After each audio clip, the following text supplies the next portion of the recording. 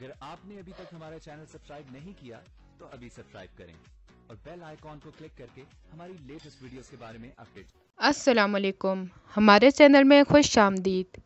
सरमद नजीब की सारी चालाकियाँ मकारियाँ समझ जाता है, इसलिए फहमीदा को घर छोड़ने से मना कर देता है और नजीब को मिलने से और उसका मशवरा लेने से इनकार कर देता है।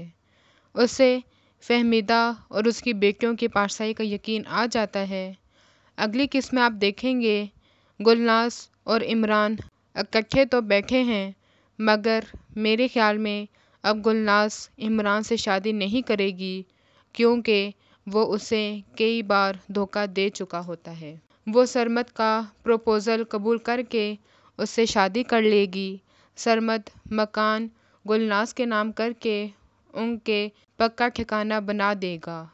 दुर्दाना बतूल से कहेगी वो अमजद से तलाक तो नहीं लेगी, अलबत्ता अगर बतूल चाहे तो अमजद की दूसरी बीवी बनकर रह सकती है।